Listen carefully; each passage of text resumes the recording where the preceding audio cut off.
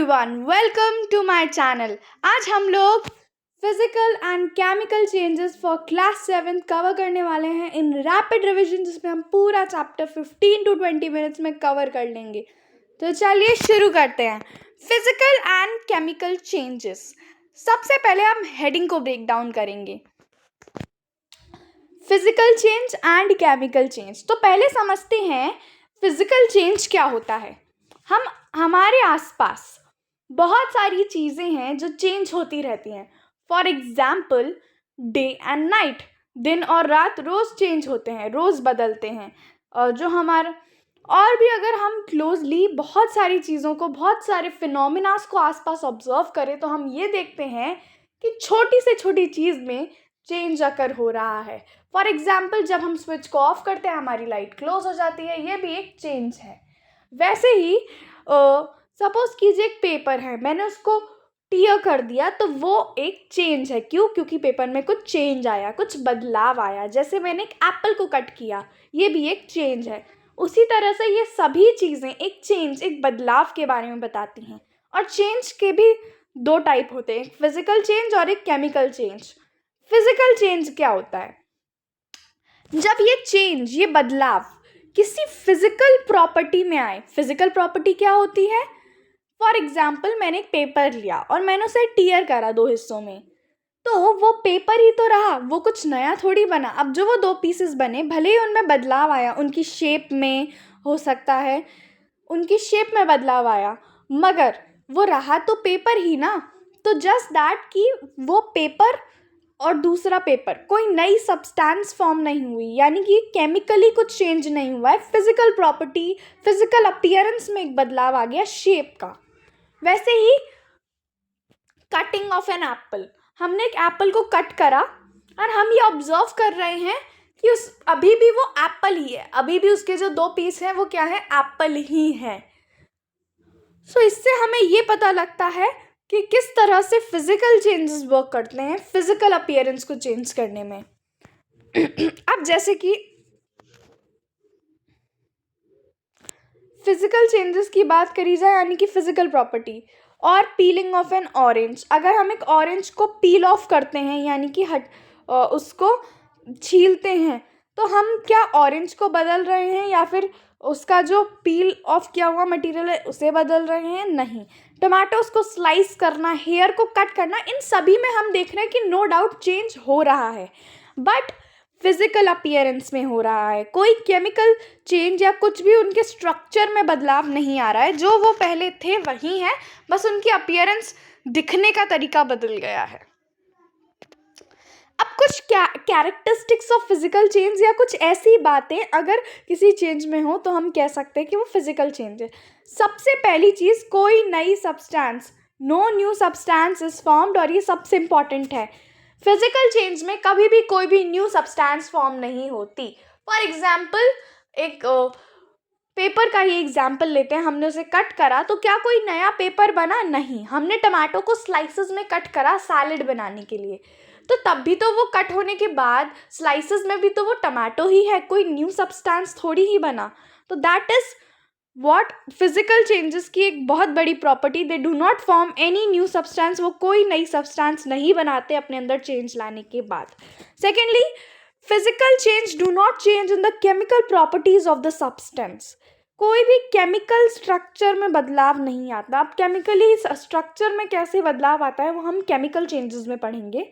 For example, इसके कुछ examples बता सकते हैं। फ्रीजिंग ऑफ वाटर, पानी को हम बर्फ़ बनाते हैं, रहता तो वो तब भी H2O है और वाटर में भी H2O है। अब हम stretching of a rubber band, जब हम एक रबर बैंड को स्ट्रेच करते हैं तो हम ये ऑब्जर्व करते हैं कि वो दोबारा अपनी शेप रीगेन कर लेता है जैसे हम छोड़ते हैं, बट स्ट्रेच करते टाइम भले ही उसकी शेप में चेंज आएगा, बट उसके स्ट्रक्चर में कोई चेंज नहीं आएगा या फिर कोई न्यू सब्सटेंस नहीं मिलेगी। मैग्नेट का आयरन फाइलिंग को अट्रैक्ट करना, चॉक का चॉक पाउडर बनाना, ये सभी चीज़ें ये बताती हैं कि फिजिकल चेंजेस में कोई नई सब्सटेंस नहीं बनती है। Next, physical properties. Physical properties वो होती हैं एक सब्सटेंस। अब मैंने बोला फिजिकल चेंज होगा तब जब फिजिकल प्रॉपर्टीज़ में चेंज आएगा। फिजिकल प्रॉपर्टीज़ क्या होती हैं हमारी? शेप, साइज, कलर, स्टेट मतलब solid to liquid, liquid to gas. इन सब्सटेंसेस में इसमें चेंज आएगा तो वो फिजिकल प्रॉपर्टीज में आएगा।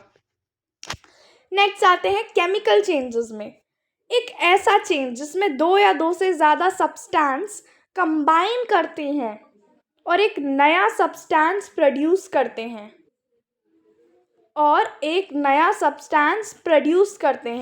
फॉर एग्जाम्पल, अब जो इसमें एक टर्म याद रखने की बात वो है कि टू और मोर सब्सटेंस जो यहाँ पे बोला जा रहा है, जो दो या दो से ज़्यादा सब्सटेंस जो रिएक्ट कर रहे हैं उन्हें हम रिएक्टेंट्स बोलते हैं, जो दो सब्सटेंस कंबाइन कर रहे हैं। और जो नया सब्सटेंस प्रोड्यूस हो रहा है केमिकल चेंज में उसे हम प्रोडक्ट बोल रहे हैं। अब जो केमिकल प्रॉपर्टीज हैं वो रिएक्टेंट की इज कॉल्ड केमिकल चेंज। अब chemical change is also known as chemical reaction.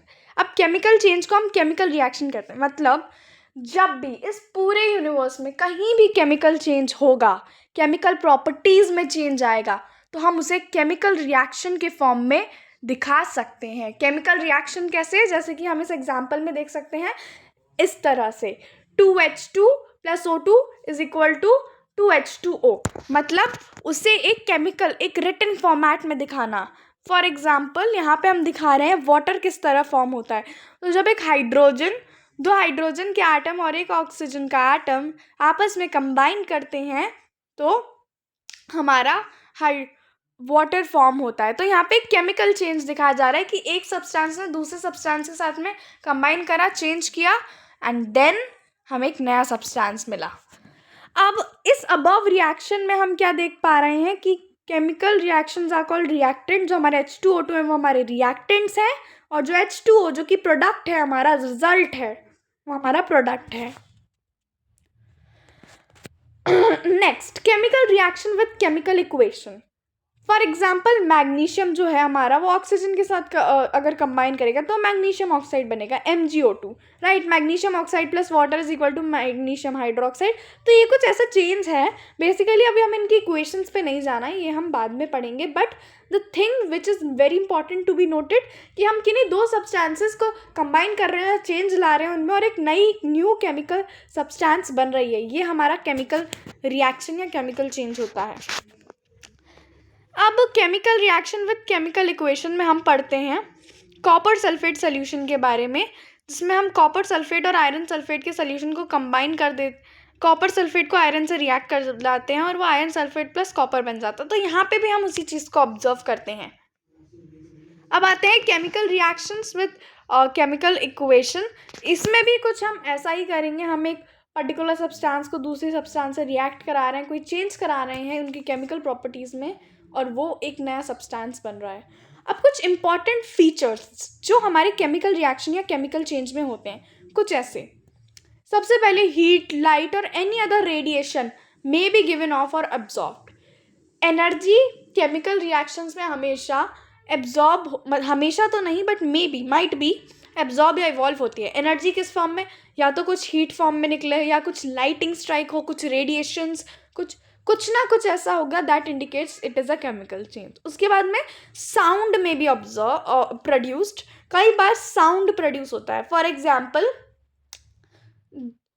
जब हम एक मैग्नीशियम रिबन को वाटर के पास लेके जाते हैं तो उसमें पॉप साउंड्स आते हैं। तो हम यहाँ पे देखते हैं कि केमिकल रिएक्शन में किस तरह से साउंड प्रोड्यूस हो रहा है। उसके बाद में अ चेंज इन स्मेल जो होती है ना वो कई बार चेंज हो जाती है और कई बार वो एक स्टिंकी स्मेल्स भी देता है। इसलिए हम देखते हैं कई बार कई रिएक्शंस में एक अजीब सी स्मेल भी आएगी। तो ये भी एक फीचर है कि इस टाइप से जब चेंज हो रहा होगा तब स्मेल। कलर चेंजिंग, इसका एक एग्जाम्पल है एप्पल। जब हम एक एप्पल को कट करके उसे थोड़ी देर के लिए छोड़ देते हैं, व्हाट वी ऑब्जर्व इज उसका कलर चेंज हो जाता है। इसीलिए जो एप्पल की जो सरफेस है उसका केमिकल चेंज हो गया है with the reacting with the atmosphere और वो येलोइश ब्राउनिश टर्न हो जाती है। लास्ट पॉइंट, अ गैस में बी फॉर्म्ड। इसमें हम एक देखते हैं कि गैस फॉर्म होती है कई केसेस में। Next important topic of the chapter is rusting of iron, जो कि एक केमिकल चेंज है and we have to study about it. अगर हम एक पीस ऑफ आयरन को फॉर सम टाइम उसको मॉइस्चर और ऑक्सीजन के कांटेक्ट में छोड़ दें तो वो रस्ट कर जाता है या रस्टिंग हो जाती है. सो in a piece of iron left in open some time it acquires a film of brownish substance. ये हम सब ने ऑब्जर्व करा है कि अगर एक पीस ऑफ आयरन को ओपन छोड़ दिया जाए, एक फ्लेकी सा ब्राउनिश सब्सटेंस उसके ऊपर कोट हो जाता है, जिसे हम रस्ट कहते हैं. और इस रस्ट लगने के प्रोसेस को हम रस्टिंग कहते हैं. फॉर रस्टिंग के लिए दो चीज़ें बहुत इंपॉर्टेंट है. पहला, presence of moisture, that is water vapour, and second is oxygen. And ये दोनों ही चीज़ें हमारे एटमॉस्फेयर में प्रेजेंट होती हैं. तो अगर एक आयरन एटमॉस्फेयर के कांटेक्ट में आएगा, हमारी आसपास की एयर के कांटेक्ट में आएगा, तो वो रस्ट करेगा. ये जो प्रोसेस है रस्टिंग का, इसको हम एक केमिकल इक्वेशन से रिप्रेजेंट करते हैं, जो कि हमारी नीचे लिखी हुई है. दैट इज Fe यानी कि iron combined with oxygen from air is plus moisture, that is H2 equal to rust iron oxide Fe2O3. So this is to be remembered and you can write it with your answers. Next is method to prevent rusting. Rusting को हम किस तरह prevent करते हैं. अब rusting तो कई बार लग जाती है अलग अलग ऑब्जेक्ट्स पे, मगर रस्टिंग को प्रिवेंट किस तरह किया जाए. देख, high content of moisture in air and higher contents of salt in water make the process of rusting formation faster. तो इसके लिए 2 से 3 प्रोसेस है. सबसे पहले गैल्वेनाइजेशन.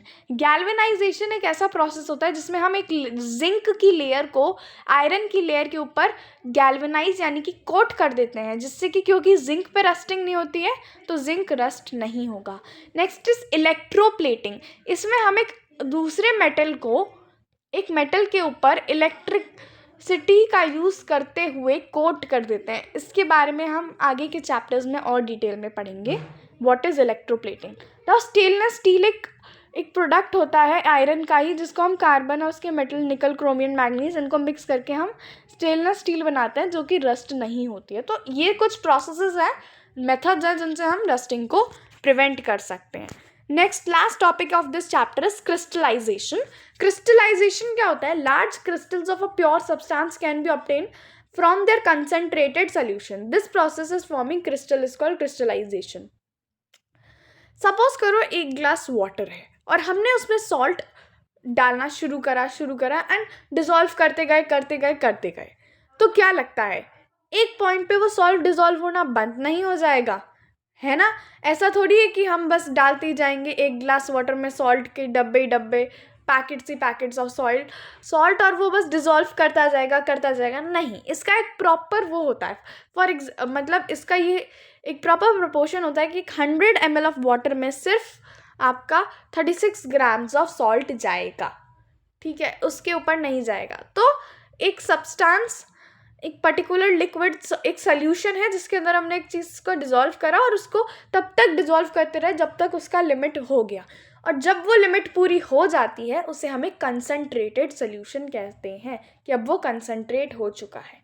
अब अगर हम इस कंसंट्रेटेड सोल्यूशन को हीट करेंगे तो इसके जो अंदर जो सब्सटेंस है उसके छोटे छोटे क्रिस्टल बनने लग जाएंगे एंड इस प्रोसेस को हम क्रिस्टलाइजेशन कहते हैं.